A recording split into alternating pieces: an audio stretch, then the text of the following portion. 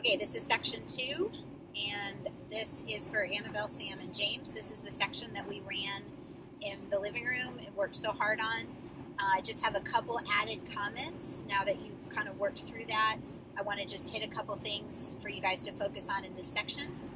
And I'm going to try to do this without my glasses because I felt like they're real crooked and I felt like that was distracting in the previous video. So I may be squinting here to see the script a little bit. But okay, so it starts, I think you're good on the beginning. Why should you think that I woo and scorn? Scorn and derision never come in tears.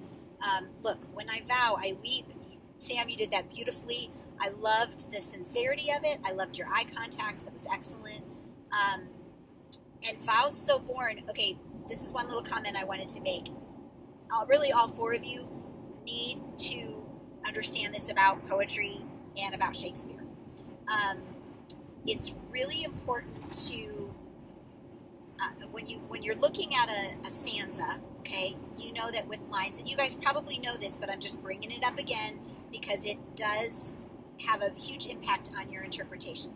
So when you have a stanza like this, why should you think that I woo and scorn is the first line. Scorn and derision never come in tears. Second line. Look, when I vow, I weep, and vows so born. There's the end. And the rhyme. In their nativity, all truth appears. Okay, we have to take the previous line and run it into the next line to make it sound conversational and not like a sing-songy rhyme, which is what sort of like children do naturally with poetry or someone who doesn't know better. So to add professionalism, you need to get away from the rhyme scheme, let the rhyme do its work by yourself or by itself. And one of the ways to do this is in this line, look, when I vow, I weep. Pause. Put the pause there. There's a semicolon. And it's a strong statement. Look, when I vow, I weep. Pause. And vows so born in their nativity.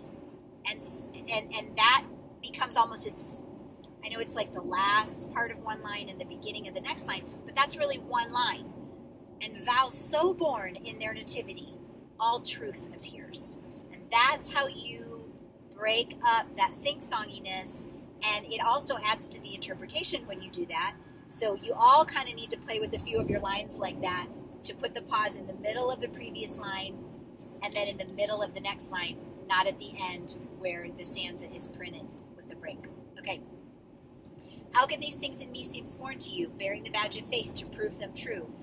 And okay, Helena, so Annabelle, you were getting there from where you were in the beginning, which was very flat in this section. You were getting there where you were starting to do something with this emotionally. I really want to see the part of your character as Helena is that you're easily emotionally led places. Okay, so you need to show us that right here where you're saying, like, you do advance your cutting more and more. Like, you're convincing me as we sit here, you're so smooth and so genuine. And what woman couldn't respond to that, right? Okay.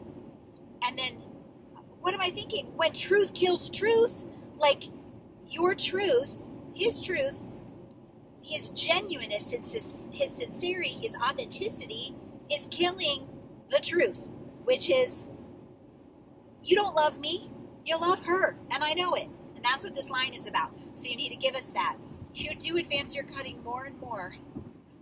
Oh, there needs to be like I want to hear one of those affectations. I don't know if you listened to Meg and James' previous one because it was just the two of them, but I was saying, we need to do things with our voices that bring emotion and interpret feelings that are not just words. So we drag out certain words for Jamie in the very beginning of the scene when he comes in going, oh, instead of just oh as a word, you're doing oh like you would in real life, responding to an emotional situation.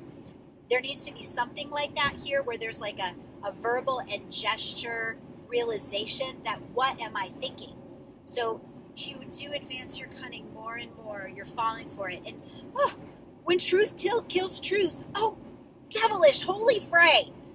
That's almost like I know this is not to be inappropriate, but that's almost like a little bit of almost like a cussing in a sense. Like you're like, devilish holy fray. What am I thinking? Okay.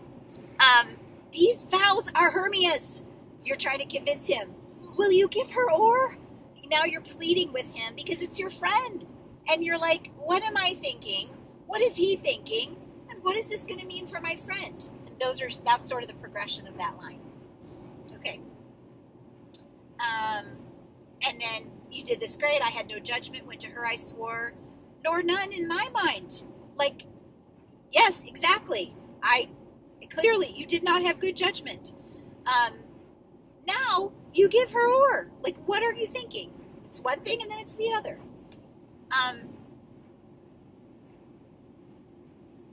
Demetrius, remember a beat there, Sam. It's important that you give Jamie that opportunity to go, oh, what? You know? And James, that needs to be really big. Not as big as a cartoon character, but bigger than a real human, if that makes sense. Somewhere in between. Demetrius loves her. Okay, Demetrius, and this is like a loves her, and he loves not you.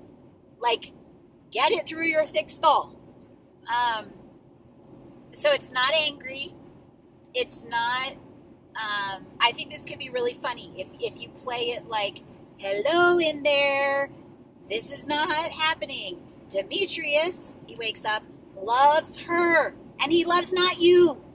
So that's kind of where it needs to be like. Okay, and then Jamie, this needs to be huge. Oh, Helena, goddess, nymph, perfect, divine. This needs to be, this gets to the cheesy, where you go ahead and go over the top with this. If you go too far, I'll pull you back, but I'd rather pull you back in this section. And this is like a love soliloquy. He's about to deliver, think of like a Cyrano kind of a feeling, okay? So, to what, my love, shall I compare thine eyne?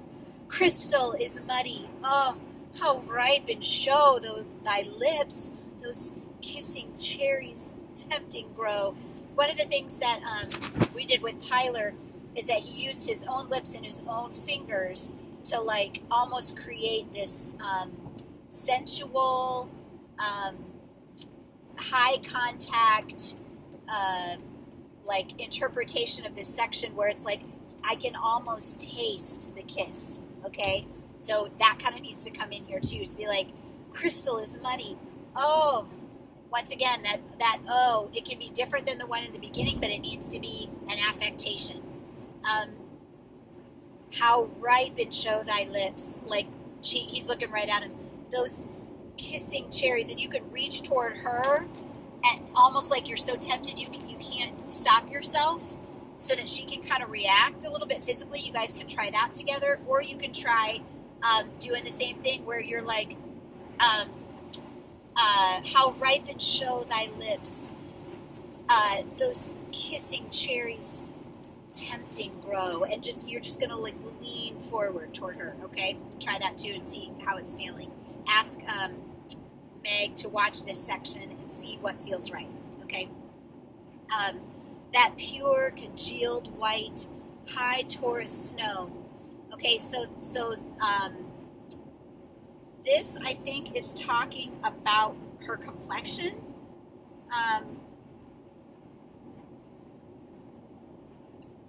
I need to check. Let me check the no fear.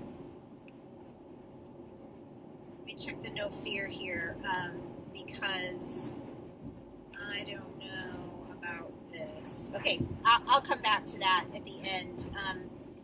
That pure congealed white high Taurus snow, fanned with eastern wind, turns to a crow when thou holdest up thy hand. Oh, let me kiss this princess of pure white, this seal of bliss. Okay, I'm going to stop this video for a second, check the No Fear Shakespeare.